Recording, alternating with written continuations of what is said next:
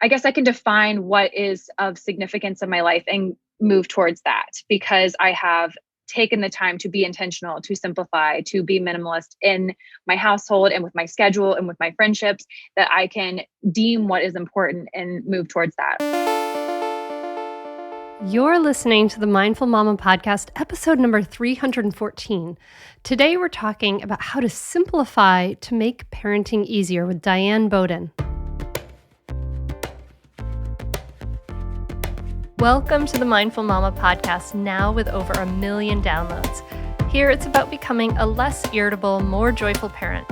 At Mindful Mama, we know that you cannot give what you do not have, and when you have calm and peace within, then you can give it to your children. I'm your host, Hunter Clark-Field's Mindful Mama mentor. I help smart, thoughtful parents stay calm so they can have strong, connected relationships with their children. I've been practicing mindfulness for over 20 years. I'm the creator of Mindful Parenting, and I'm the author of Raising Good Humans, a mindful guide to breaking the cycle of reactive parenting and raising kind, confident kids. Welcome back to the Mindful Mama podcast. Great to be connecting with you here. It's a little bit of light in my kind of gray, damp Delaware day, but I am glad to be connecting with you, and this is going to be a fabulous conversation that I can't wait to invite you into. I'm going to be talking to Diane Boden. She is the voice behind the top-rated podcast, The Minimalist Moms, where she spreads her ideas and interviews others in regards to living a life in pursuit of less.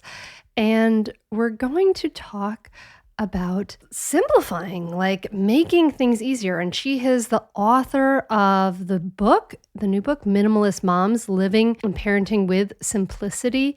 And we're going to talk about, how can we make less stress in our lives, more ease by simplifying. And this is something that we talk about in Mindful Parenting. We have a module about because our environment makes a big impact on our parenting. And if you have kids who say they complain they have nothing to play with but have bedrooms covered in toys, this is for you. If you have to dig through closets to find what you need, this episode is totally for you. So we're gonna dive into making things simpler. And I think this is kind of like a national obsession with us, right? Kind of post-COVID is to clear out the clutter, and it just feels so good. It's always so, every time I do some clutter clearing, I just feel so much freer and lighter. I feel like I'm making space for more ease and more joy in my life. And I know that that is what you are going to feel and get inspired by after listening to this wonderful conversation. And before we dive in, I want to let you know that we are so excited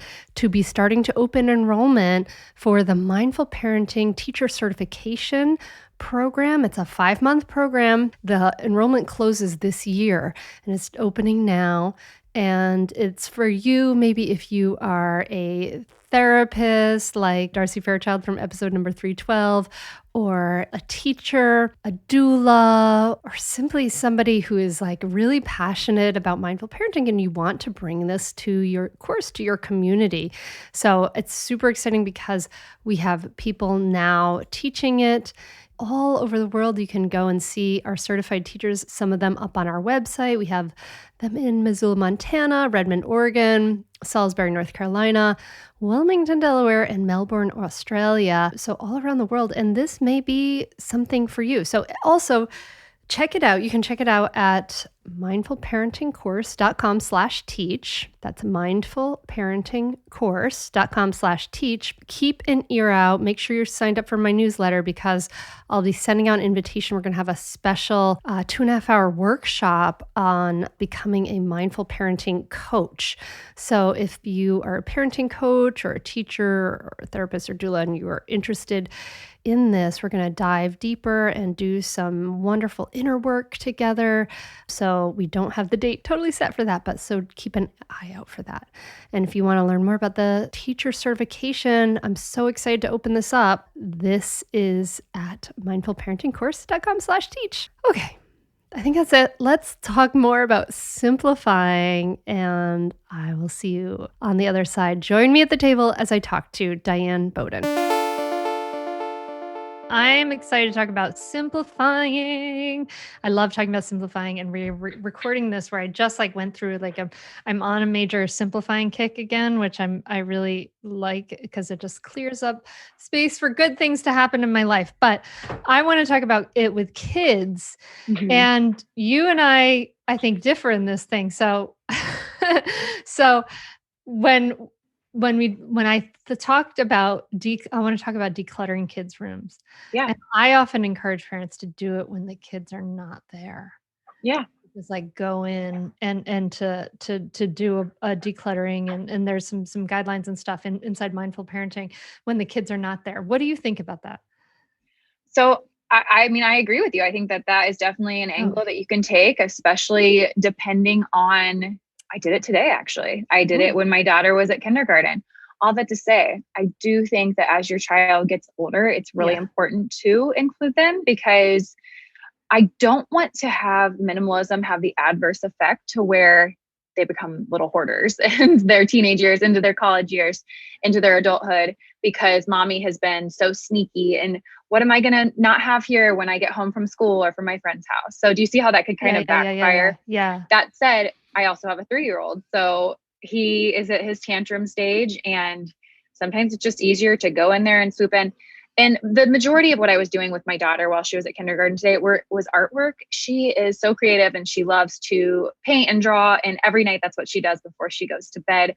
So I was just going in there and pulling out some of that stuff that she does a lot of repeat drawing. So just pulling out some of that stuff that she won't necessarily miss or have that attachment to. But with her dolls or her books, I'm going to include her just because she's almost 7 years old. And I feel like it's important to give her that authority over her things. But I definitely agree with you. I think there's room to be in there on your own too.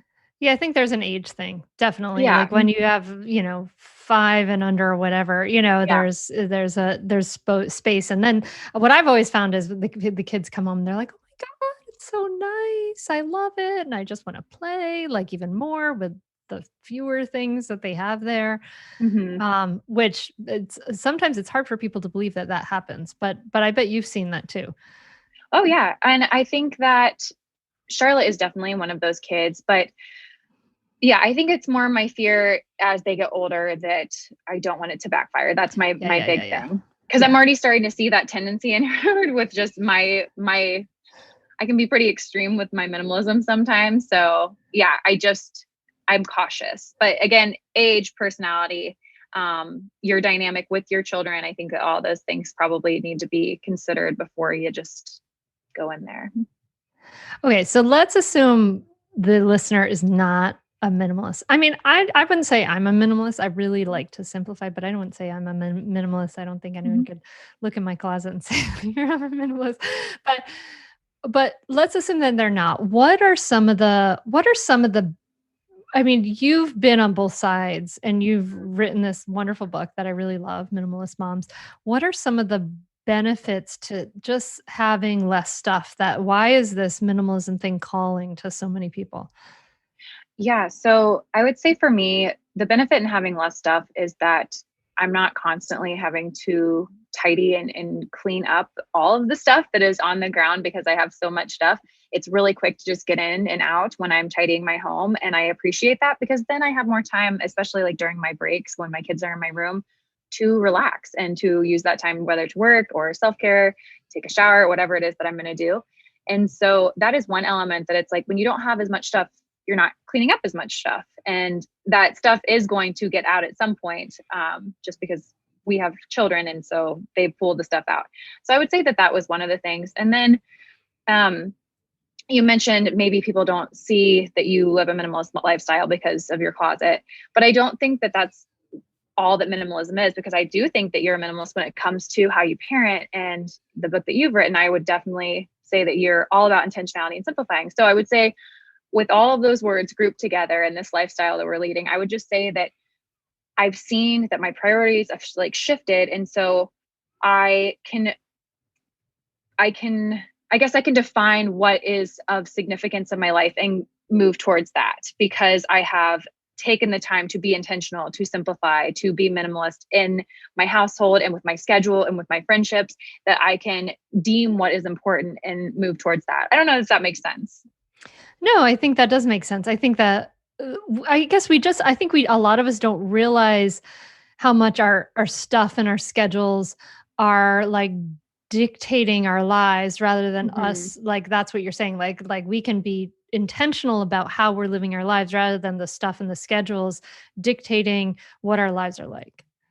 Yes, that was way more articulate. Yes, absolutely. I think, yes, even when we're saying yes to too much, I've gone through seasons where I'm saying yes to too much. And then you're either doing things like half seas, we'll call it half seas. You're doing things not all the way, or you just get burnt out and resentful. And so I feel Mhm. like because I've taken this minimalist approach to the things that I'm even saying yes to or my schedule, and that has to do with my children too. They're not in tons of activities. They have swimming lessons on Monday nights, and that's what we do at this age because I don't want them to get burnt out. I don't want to get burnt out. So I think you also can apply it to just saying yes and meaning your yes to the things that you're saying yes to. And I think there's a huge benefit in that because you have more desire because you've deemed those things priority. And so I don't know. I think that that's the biggest shift I'd say that has happened since becoming a minimalist is just going through and seeing what is of most importance in my life and what I want to work towards as a person and as a family. Okay. All right. So, like being more intentional. Now, I know we don't have a ton of time today, so I want Yeah. to really like think about like if we're trying to simplify with kids Hmm. and the listener, maybe you have, I don't know, I definitely know my mom is listening. Maybe you have a husband with way too many National Geographics, or, you have kids with tons of toys. You have a huge, like, garage full of all this Hmm. stuff, like scuba gear from a trip you did, and or snorkeling gear, and all the different things. You have the piles. Maybe you have kids of multiple ages, and you're saving the clothes from one age to the next age. What and you're just like, I can imagine people are just like, don't know where to start, right? They're like, "Yeah, that sounds appealing. I wanna have more space. I want more free time. I wanna have more intentionality. I wanna spend less time cleaning." That all sounds great, but, like, there's, like, a mountain of work between there and here for where I am. So, where do you suggest that people start when they're like, "Oh god," and they're facing that and they're feeling sort of overwhelmed?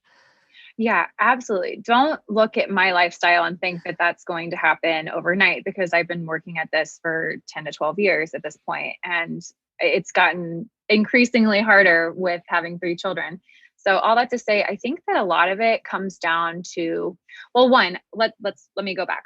I would say if you're looking at where to start in your home, I really always suggest areas that don't have a lot of sentimental attachment, like things that have sentimental value. So I love starting in the bathroom.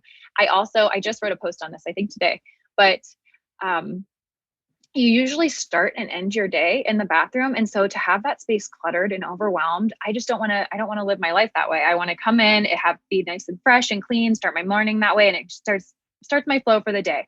So I would really suggest if you want a place to start to build that momentum where you're not having to encounter the baby clothes or encounter the children's artwork or just anything that does hold meaning to you in that way, go to the bathroom, clean off the counters, make the counters that's typically such precious space. Gosh, I can't talk. Precious space anyways in there. At least it is in my house. So I want it clear and do it for 30 days. Just do a trial run and see how it feels. Pull off all the artwork that you have on your walls. Go in there, get rid of the medicine that's expired. I think there's safe ways to do that. I don't necessarily think like you should flush it down the toilet or anything. Google it. But yeah, I think that that's an area that you can go in, tackle it, build that momentum as you can work, and then you can start to work through your home. So I would say that that's where I usually tell people to start, like tangibly, I guess. And then I would say in regards to shifting your mindset on doing the actual act of decluttering, you have to be really honest with yourself. So you said maybe there's scuba gear in the garage that someone hasn't used. Be realistic. Have you used it in the past 6 months, year? Why are you holding on to something that you could possibly rent or borrow from someone? Be honest. Are you going to use it again? And oftentimes when I'm honest with myself about that, that can even be applied to clothes. After having 3 kids, I'm definitely not the size that I once was prior to having Charlotte. And I could say like, oh, I'm going to work out and get back to that point. But it's like, if I look back at my consistency over the past few years, I've not done that. So I would rather wear clothes that fit me, that I feel great in, that I know I can just go save time having everything that I love in my closet. So honesty and just that self-awareness is honestly one of the biggest parts, I'd say, in becoming a minimalist. And it's okay. And it's okay to say, oh, I've wasted this money on something, but that's okay, because that's how you learn. You make the mistake because you learn that way and you grow that way. So I'm still not the perfect minimalist. I still have like impulse, frivolous purchases, but I wouldn't grow and learn otherwise. Stay tuned for more Mindful Mama podcast right after this break. It is getting to be fall here in Delaware, and that means the weather is drier, and I have to tell you, I am loving getting out of the shower when my skin is moist and putting on the Osea Malibu Andaria Algae Body Oil. It is so lovely. It is a seaweed-infused body oil that delivers a rush of antioxidant mineral hydration. It softens and nourishes, it firms. My skin looks amazing with it. It's rich, but it's never greasy, and it has this whole like aromatherapy, uplifting scent of citrusy lime, maybe grapefruit, this lovely undertone of cypress. It just smells so like rich and luxurious and wonderful. I am thrilled that Osea Malibu is a sponsor of the Mindful Mama podcast because I love, love, love, love their products. It can be hard to find great skincare products that are good for your skin and good for the planet and actually give you the results you want, but Osea Malibu does all of that. When it comes to clean beauty, Osea is the pioneer. They have been making products for 25 years that are good for you and good for the planet. Their products are award-winning. They're cleansers, serums, and facial moisturizers. I'm obsessed with their lightweight facial moisturizer. Osea's products are clean, vegan, cruelty-free, climate neutral, created with sustainably sourced seaweed and made in California by a mother-daughter business. It's so wonderful. Small business, so you can feel great about what you're putting on your skin. It comes in this beautiful, good for the planet packaging, and the products themselves are so, so wonderful. I absolutely love and use every single day the Andaria Algae Body Oil, their cleanser, and their atmosphere protection cream lightweight moisturizer. All 3 of those products are so, so wonderful. I absolutely recommend them. Experience your new favorite clean skincare line with a special discount just for Mindful Mama listeners. You can get 10% off your first order with the promo code MINDFUL at OseaMalibu.com. You'll get free samples with every order, and orders over $50 get free shipping. You're going to want it all. Go to Osea Malibu, OSEA Malibu.com. That link is right in the show notes wherever you're listening to this. You can just scroll down and get it. OseaMalibu.com. Use the promo code MINDFUL. Yeah, and that's not like a reason to keep that stuff. I know, I kind of feel that way too. I'm like, oh, that was like not a great, like this is itchy actually when I put it on, and I never want to wear it like this, and I'm like, well, that's life. Like this happens. Like it's no reason to like have this hang in my closet and me look at it every single time because, yeah. Okay. All right. So we have to kind of like do those mental steps to just allow for our own humanity and then keep going. We have kids, they have way too much stuff. Like when my kids were little, like the plastic stuff would just like pour into the house via the mail. Like, and especially with the pandemic, the grandparents are like, they can't see the kids. So they're just like sending all kinds of stuff, even like great stuff. Like my KiwiCo is a great sponsor of the podcast. Yeah. I love their things, but my brother has like a whole room that's like piled with like KiwiCo crates. How many toys do kids need?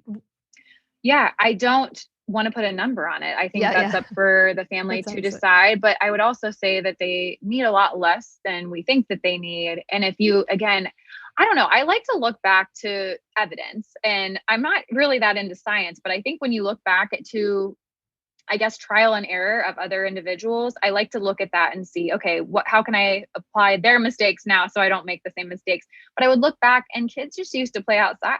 I mean, they had nowhere near as many toys as we had now. And I think that they got along just great.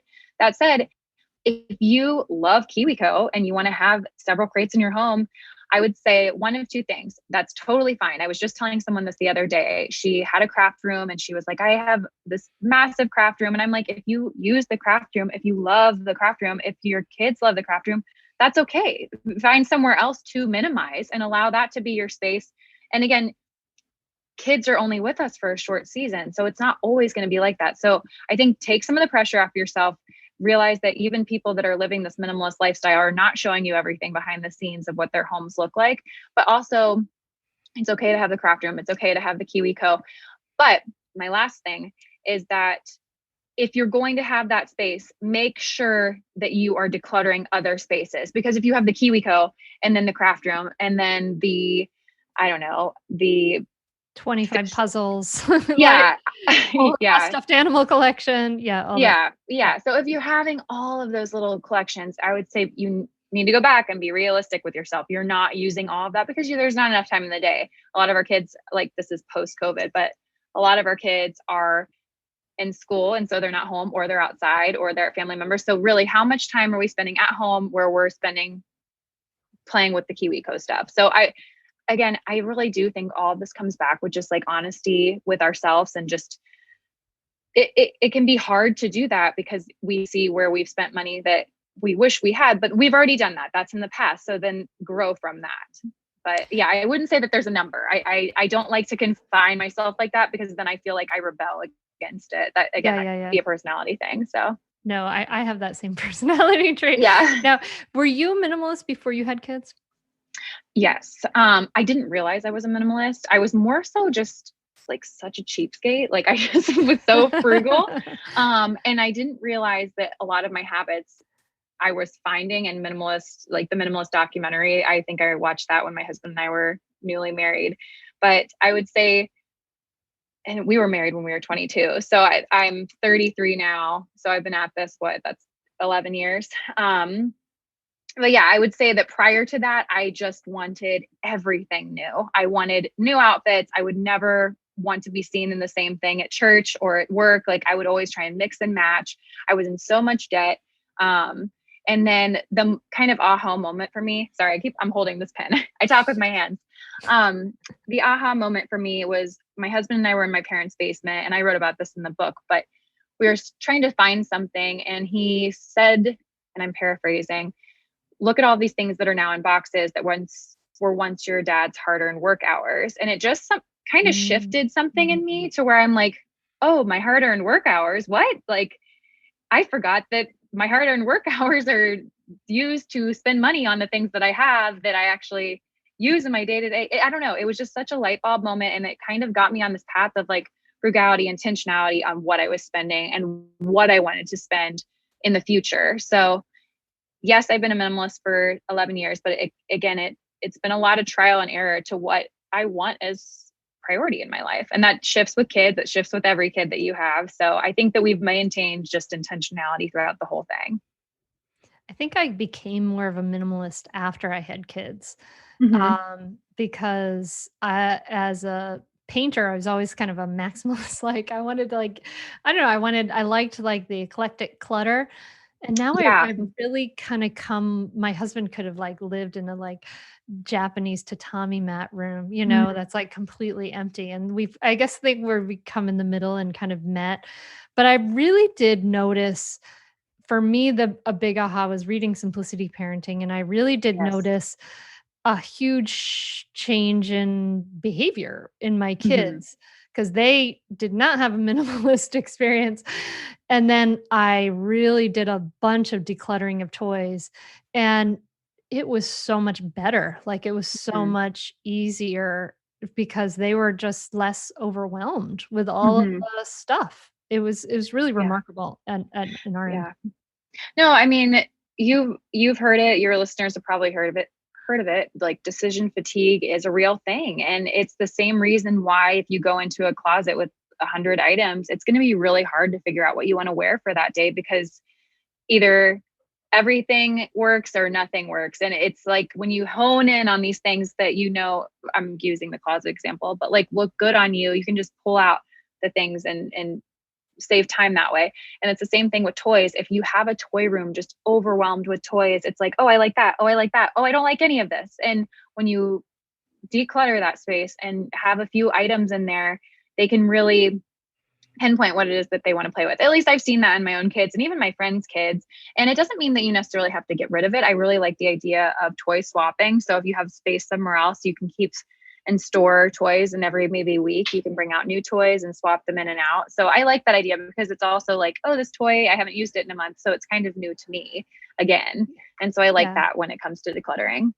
We did that toy rotation and it really was great because it would be like, oh, the kids are antsy. Here, we'll just put in the new toys. What are some things that you think that like toys and things that you think kids should have? Ooh, goodness. So I always really wanted my kids to like everything wooden, that beautiful aesthetic, and they don't really care that much about that stuff.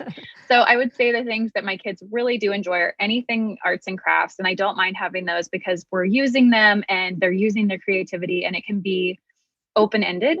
And I would say really any open-ended toy I really do enjoy. So I really like magnet tiles for that reason.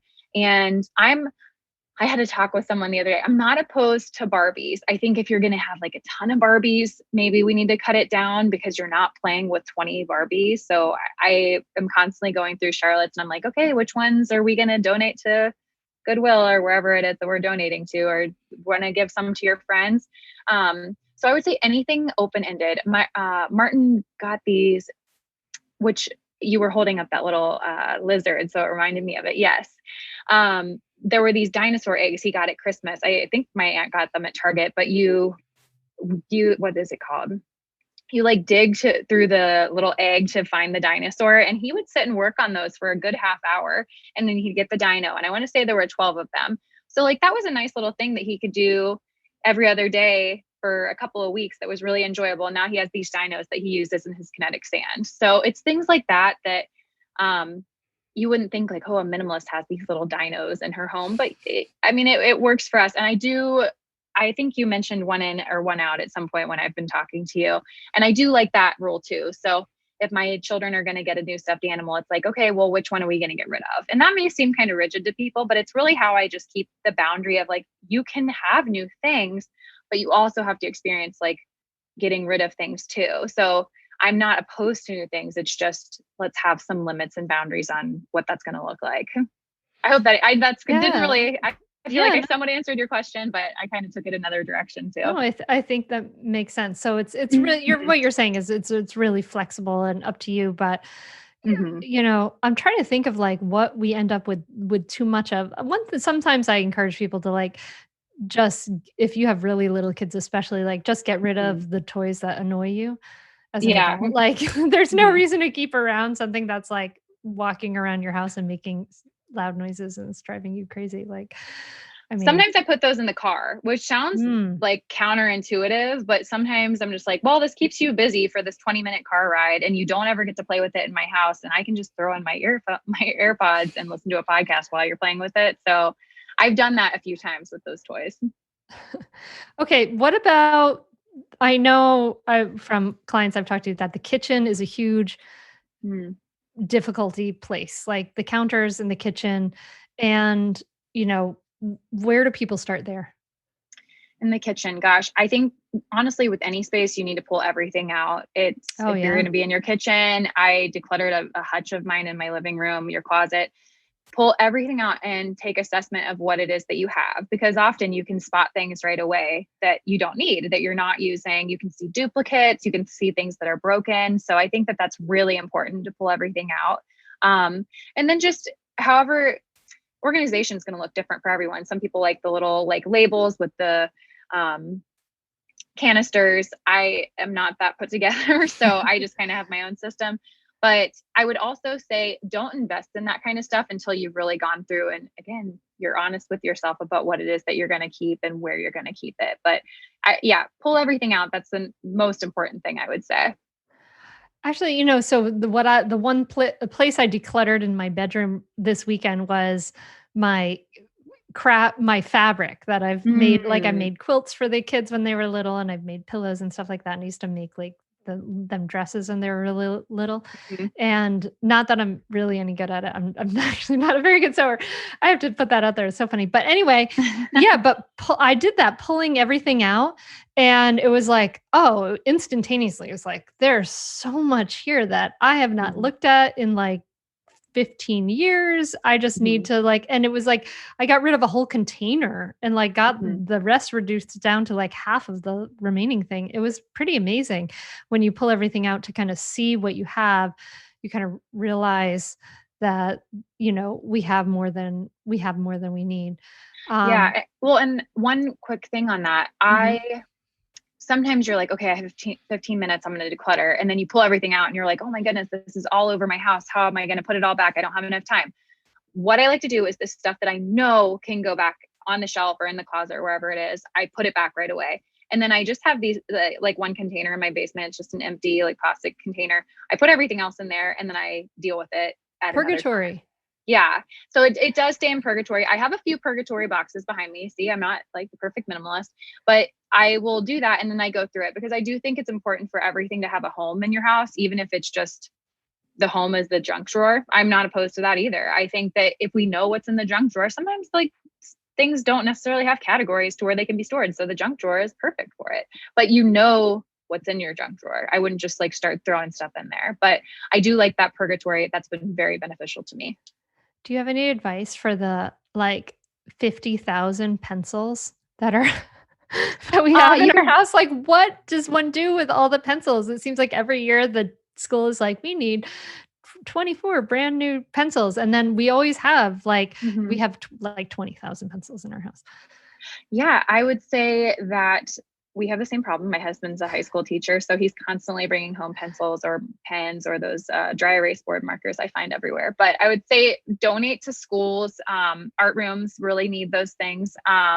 You could donate to, I don't know, nursing homes, to the library. You can, the library. Yeah, you can definitely find a place for everything to go. I feel like just do a quick Google search, but yeah, even with like old toys, I donated some of the old toys to my gym at one point because their toys were looking kind of dingy and they needed more. So I was like, hey, want some of our toys? They're in pretty good condition. And so it's just little things like that I feel like you're thinking outside of the box and it's very helpful. Okay. All right. So let's imagine we're like maintenance. Say you've simplified, you've got your storage room to a good place. Your closet is in rainbow order. Mine is in rainbow order. Anyway, you're all this stuff. What do we do? How do you maintain this kind of lifestyle, especially when you have kids? I mean, it's just consistency. That's with everything. I don't think you can arrive at a place to where you think that it's just going to maintain itself. And so I would just say a few minutes every day. Like you just put in the work and you have those little resets throughout your day, whether it's during nap time, like before the kids wake up, right before bed. I don't want to spend too much time after I put my kids to bed working on things that are unpleasant like that. So I usually will set a timer and get as much done as I can in that 15 minutes. And that just helps me stay on top of things. And then whatever needs to be carried over to the next day, you write on a list. But that seems very like organized, I guess. And I know that not everyone is like that. So I would just say, build it in where you can. Again, we have kids, our houses are not going to be perfect. And I do share like a little bit of my house on social media, but that's why I try not to share too much because I don't want you to compare your house to mine and vice versa. Like, I think sometimes we have this unrealistic expectation when we see Instagrammers' houses and they should be that way. They should always be perfection, or they should always have this few possessions. And I don't know. I just think sometimes that's a real reflection of our life, but other times I'm just like, we need to be more honest that it's okay to have an untidy room. And I don't know. So I'm tangenting right now, but Um, any last words of inspiration for those of us who want to simplify and want to enjoy some of the benefits of less responsibility for all that stuff? yeah, I think I've said it throughout the podcast, just trial and error is so huge, and take things out for 30 days, take things away for 30 days. And um, if you miss something, then put it back. Like by all means, put it back. But I think that before we actually start to walk down that road, it can seem really scary or that we can't do it. And I don't like that self-doubt. We definitely can do it. We can do hard things. You've heard that phrase before. So I would just say it's trial and error. Figure out what works for you. It's not going to work for everyone else. Like figure out what your family's goals are, and you can do it. You can do it. Yeah, and the benefits are great. Like Hmm. more a simplified life means less stress, less hurry. Hmm. Like we have so much stress in our lives and it's huge. It helps enormously on all that. And it's Um, something we can control. Like that is something that yeah. we absolutely, there are things that are out of our control as parents and that we want to control and we absolutely can't. So to me, I'm like, if there is something that I can control at this point in my life, I want to. And it might not be easy, but nothing's easy when you first start a new habit. There's always that initial period of work that you have to put in. So, but you can do it. So yeah. I like this. This is like an avenue for all our controlling impulses is we can put it into our simplifying. This is great. Yeah. Well, Diane's book is Minimalist Moms, Living and Parenting with Simplicity. Mhm. And where can people find you and more about what you're doing? So it's minimalistmomspodcast.com. And there you can find all of the links to where you can find me on the web, but it is mostly on Instagram. I hang out there. So it's at Minimalist Moms Podcast. And then the book is on Amazon, Barnes and Noble, I think bookshop.org, which is really cool. I found out that you can order through your independent local bookstores through that website. So yeah, anywhere where books are sold. Oh, cool. And in Minimalist Moms, just so you know, Diane goes through a lot of very specific things like baby clothes, like artwork, like all the different things. So it's a really quick, easy read. It's not filled with lots of fluff No. appropriately. Yeah. So check it out. Thank you so much for coming on the Mindful Mama podcast again, Diane. This has been great. Yeah, thank you so much for having me. I really appreciate you taking the time to speak about this. It's something I love to talk about. So thank you again. Do you feel super inspired now to go clear out your closets? I thought I had kind of decluttered my office, and then I went into like this 3 drawers I have, and I was like, oh my goodness. And I cleared stuff out, and it felt so good. It's gotta feel so good. Do it. You'll feel so much better, and there'll be more ease and peace in your life as you create, you just create the space for that, right? If we have so much stuff cluttering up our lives, like we're not creating space for what we really want in our lives. If you were inspired by this episode, you can find clips of our conversation, video clips on the Mindful Mama Mentor YouTube page, and you can share them around. That's a great way to share the episode. Let me know, tag me on Instagram at Mindful Mama Mentor. Let me know if you enjoyed the episode and what you thought about it. To let you know here at the back end of this episode too, I just want to remind you that the Mindful Parenting Teacher Certification Program, we are opening enrollment. Woot, woot, woot. We'll have limited spots available for the 5-month program, and enrollment will be opening and closing this year for next spring. So to learn more about that, go to mindfulparentingcourse.com/teach. That's mindfulparentingcourse.com/teach. And I'll try to make sure that link is in the show notes. Everything's all linked up at mindfulmamamentor.com. Anyway, you can find it all there. But mindfulparentingcourse.com/teach. And maybe you can do this heart-centered work and earn money at the same time. It's like win-win. You share it with people in your neighborhood, you transform the world, and you earn an income. Like, what is not to love? So if you're a teacher or a therapist or a doula or just simply a parent, you can just be somebody who is simply loves this parenting work and wants to spread it around, then that's awesome too. So I love hearing people take their situation and share it from their voice. And we take people at varying levels of experience. So it's an application process and we have limited spots available. So if you are interested, do your application soon. And we'll also be having that event coming up soon. Okay. Can't think of anything else. Thank you so much for listening here to the end. You rock. So great to be connecting today. I hope you're inspired, and I'm so glad to connect. And I'm so excited. Just keep an eye out for Friday's podcast is about your child doesn't need you to be perfect. And I really am excited for this one. It's really an important episode that I think you'll definitely want to listen to. So thank you so much for listening. I really appreciate you being part of this community, part of this tribe, doing this work. And I wish you a beautiful week, my friend. Namaste.